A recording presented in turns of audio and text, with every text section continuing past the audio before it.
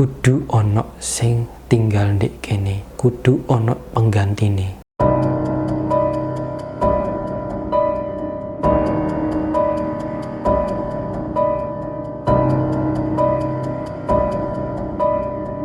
Assalamualaikum warahmatullahi wabarakatuh. Halo guys, selamat datang di channel Koko Asmara, di mana kalian bisa mendengarkan cerita-cerita horor yang menakutkan, menegangkan, dan pastinya menyeramkan.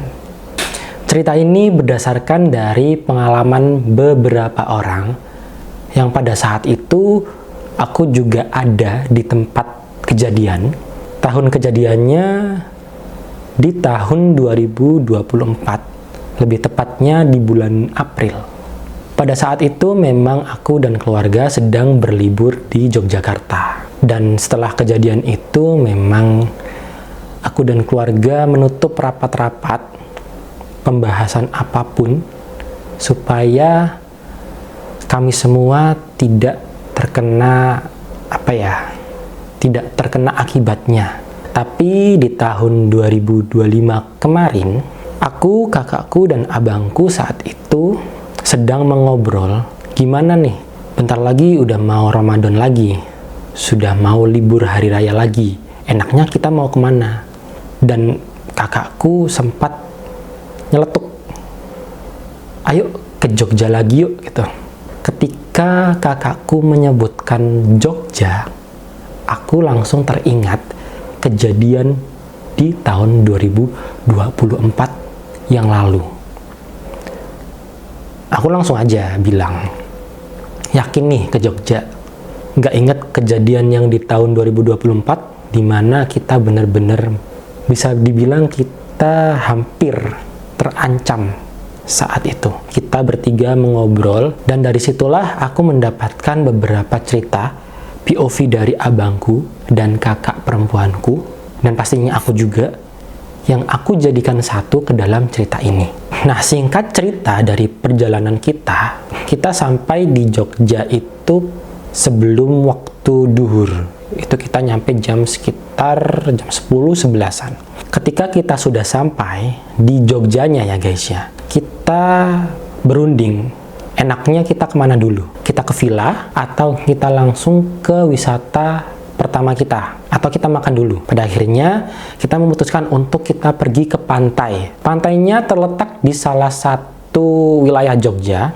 Aku tidak mau menyebutkan apa nama pantainya. Letaknya ada di seberang Bukit Kidul. Kalau teman-teman tahu, di situ ada beberapa pantai dan satu pantai di situ itu cukup terkenal. Sampailah kita di pantai tersebut dan posisi ketika kita sampai, keponakan itu sudah syukurlah sudah mendingan, sudah enakan. Tapi memang masih sedikit lesu. Aku izin lah sama kakak perempuanku, Mbak, aku manggilnya Mbak ya, karena memang aku tinggal di Jawa Timur yang kebiasaannya memanggil Mbak.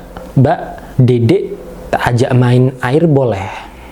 Katanya boleh di pinggiran aja. Ya udah akhirnya, ayo Dek, main pasir, main air sama Om. Dia seneng banget guys, nggak ada kelihatan lesu, nggak ada kelihatan sakit, dia seneng banget main air. Nah, singkatnya itu sudah lewat waktu zuhur. Dan aku bilang, ayo sholat yuk, gantian yang cowok-cowok dulu. Habis itu yang cewek, musolanya di atas. Aku naiklah ke sana. Nah, musola itu kayak bukan gersang sih. Kayak lama tidak digunakan. Tapi ya nggak lama banget.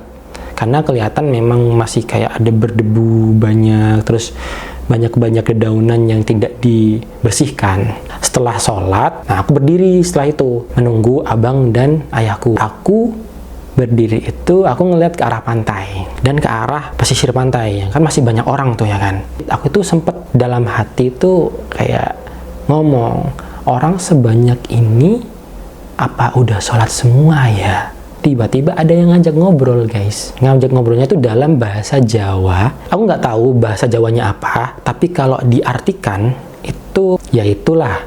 Makanya kalau kemana-mana pergi ke suatu tempat, jangan sampai lupa sama Tuhan Yang Maha Esa. Aku pikir itu ayahku yang ngajak ngobrol. Ya aku bilang, iya ya. Gak lama setelah obrolan singkat ini, abangku manggil, Dek, ayo ngapain di situ? Aku langsung noleh, seret gitu. Dan ternyata ayahku udah turun. Aku langsung noleh ke kanan. Aku bilang ke abangku, iya bang, bentar. Aku langsung terdiam guys. Ada sekitar 1 menitan memproses kayak, tadi siapa yang ngajak ngobrol ya? Aku masih berpikiran positif kayak, oh mungkin ayahku tadi emang di sebelahku. Langsung turun ya kan, aku yang nggak sadar. Sekitar jam 2 kita memutuskan untuk ayo kita ke villa dulu aja, check in dan menaruh beberapa barang. Sesampainya di villa kita mandi, beres-beres, ganti baju. Aku tuh explore villanya. Itu ada 2 lantai, di bawah itu ada kamar 1, ruang tamu sama dapur. Di lantai 2 itu ada 2 kamar tidur, 1 kamar mandi sama ruang tengah. Ya buat apa, nonton TV, ngobrol di situ. Kedua orang tuaku itu ada di kamar bawah, sedangkan aku dan kakakku ada di kamar atas. Tidak ada suasana yang gimana-gimana, tidak ada suasana yang tidak enak, tidak menyenangkan, seram itu tidak ada guys. Setelah semuanya sudah selesai, barang-barang udah dipindahkan, ibuku ngajak untuk ayo kita nyari makan. Ini loh ada tempat makan viral saat itu ya guys, di tahun 2024. Tempat makan ini cukup terkenal. Aku tidak mau menyebutkan nama tempat makannya. Kalau kalian pernah tahu atau ada yang pernah tinggal di nenek kakek kalian yang rumahnya kayak pendopo, bukan pendopo ya, kayak pendopo gitu kan, ya kan, atau bisa dibilang zaman dulu tuh kayak gubuk. Nah, tempat makannya itu seperti itu guys. Yang di dalamnya itu masaknya kayak kayu bakar. Dan prasmanan juga kita bisa ambil-ambil gitu kan. Kemudian kita ambil makan. Setelah selesai makan kita cari tempat duduk. Nah, dapurnya itu guys posisinya gini. Ini dapurnya ya. Ini bagian depan ngadep ke sana. Nah, gazebo-nya itu 1, 2, 3, 4 ya kan, 1, 2, 3, 4. Kita itu dapat gazebo yang pojok sini, yang deket sama dapurnya. Di sebelah dapur kanannya ini dari tempat duduk kita itu ada pohon beringin besar. Entah pohon beringin atau pohon apa, aku juga nggak paham. Aku sempat noleh ke pohon besar itu guys. Di salah satu cabang pohonnya, rantingnya, ya ranting pohonnya, itu ada 1 boneka digantung. Mungkin bagi kita aneh, tapi mungkin bagi orang situ udah biasa kali ya. Boneka itu digantung, dikasih kain putih. Nah, aku nyeletuk ke abangku, bang, lihatlah, itu ada boneka putih, mirip banget sama boneka ini. Gak lama, kan abangku lagi gendong anaknya nih. Abangku bilang ke anaknya, sambil nunjuk guys, gini nunjuknya. Dek, tuh, ada boneka, kayak boneka ini ya. Ponakanku bilang, iya pak, serem. Aku waktu itu kayak, kok ditunjuk? Tapi ya aku mikir positif, karena memang abangku kan bukan berasal dari Pulau Jawa. Ya aku nggak tahu di sana ada pamali atau enggak, aku nggak tahu. Oke lah, kita makan. Nggak lama dari kita makan, ponakanku itu lesu guys. Pas dipegang, itu badannya hangat. Orang tuanya berpikiran, oh paling kecapean, kan tadi udah main air, main ini. Oke lah, nggak apa-apa. Habis itu kita pulang nih, ya kan? Kita nyampe ke villa. Perjalanan ke villa itu mbakku nyari dokter dan minta tolong, carikan dong dokter di daerah dekat villa, ada nggak dokter anak yang bukanya malam? Aku bilang ada di sekitaran sini. Habis maghrib, aku nemenin kakakku sama abangku ke dokter spesialis anak. Di villa aku ke dapur dulu, ya kan? Ternyata mbakku di dapur lagi beres-beres, aku temenin. Nah, dari situ tuh sudah merasa ada yang nggak beres. Kayak, kok ada yang nggak beres ya? Aku cuma merasa aja. Apa? Tapi aku nggak bilang. Aku nggak bilang ke mbakku. Karena memang kita berdua, takutnya nanti mbakku takut apa gimana gitu kan. Jam 11-an sebelum tidur, aku sholat dulu, sholat isya. Entah kenapa waktu itu aku masuk kamar, aku ngunci kamarku. Nggak tahu, tiba-tiba banget kunci kamar, pengen aja kunci kamar gitu. Nah, pas aku bukan mau sih, pas mau matiin lampu itu kayak di belakang itu, di dekat jendela tuh berisik banget gitu guys, kayak ya aku pikirnya oh mungkin AC kali ya. Ya udah, akhirnya aku tidur dalam posisi lampu mati. Dan di situ tuh kayak aku merasa kok kayak ada yang ngawasin. Masalahnya itu aku sendirian, tapi berasa tidak sendiri guys. kayak penuh banget. Pas aku tidur, aku lagi mimpi kayak ada yang manggil, ayo bangun, bangun, ayo bangun. Aku kaget, bener-bener yang langsung ada suara ngetok pintu guys. Gitu. Ternyata mbakku.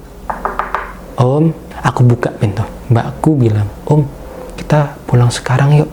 Bisa nggak ya kira-kira orangnya disuruh ke sini? Kaget dong. Kenapa? Ada apa?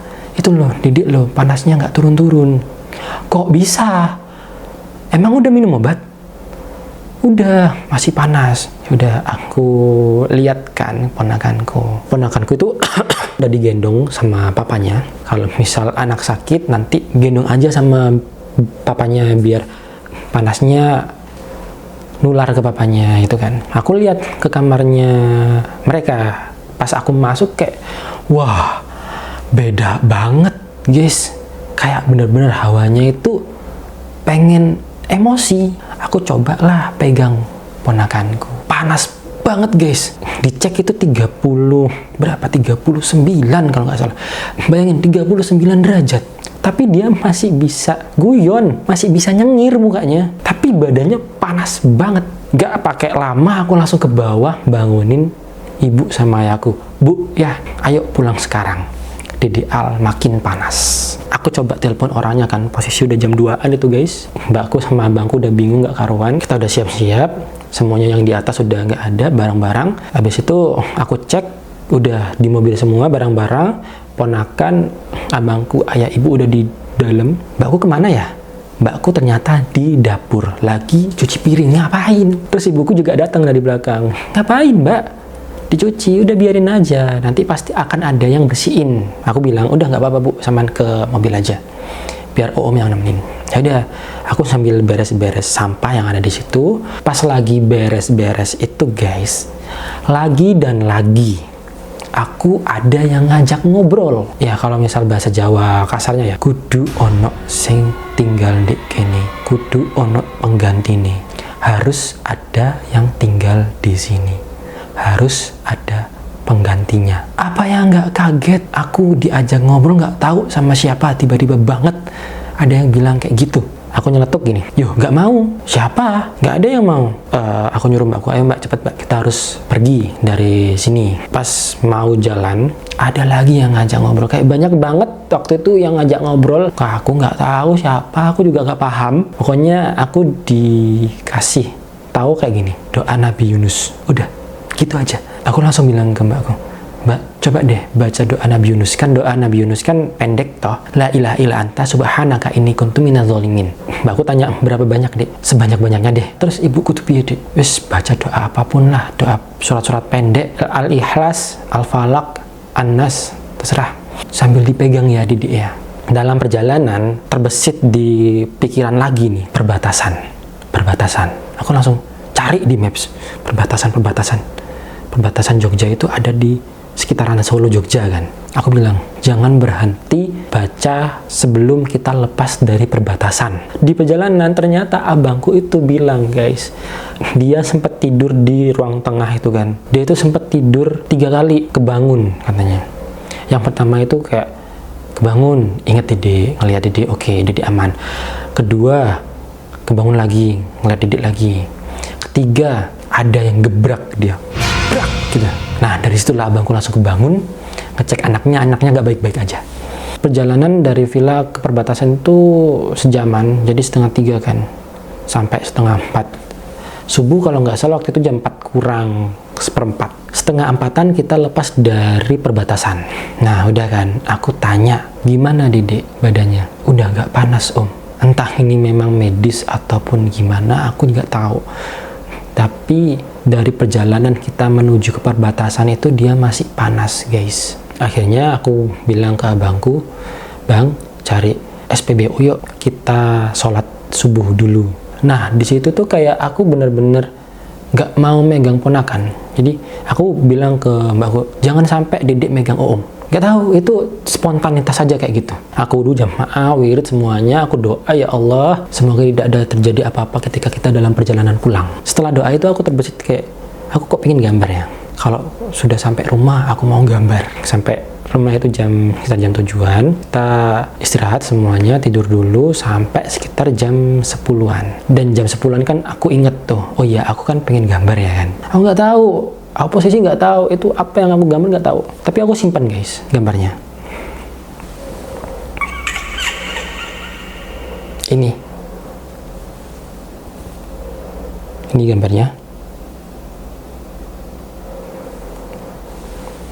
Dan kalau kalian bisa lihat jamnya sekitar jam 10.32 14 April 2024. Aku nggak tahu ini asal mulanya dari mana, tapi memang feelingku bermula dari abangku yang nunjuk-nunjuk itu guys. Mungkin ada penghuni yang di situ marah karena ditunjukkan, ada yang pamali biasanya. Tapi kan abangku kan orang Medan, nggak tahu apa-apa. Pesan yang ingin aku sampaikan adalah kemanapun kalian pergi, dimanapun kalian berada, hargai dan jaga sikap di daerah tersebut supaya tidak ada kejadian seperti yang kita alami, dan jangan tinggalkan ibadah kalian. Ya mungkin cukup sekian cerita dari aku. Aku tidak memaksa kalian untuk percaya atau tidak percaya, itu terserah kalian. Aku pasti akan memberikan cerita-cerita yang lainnya kepada kalian di setiap minggunya. Tungguin aja di setiap hari Kamis malam Jumat pukul 19.00 waktu Indonesia Barat. Sampai ketemu di minggu depan di cerita-cerita horor lainnya. Assalamualaikum warahmatullahi wabarakatuh.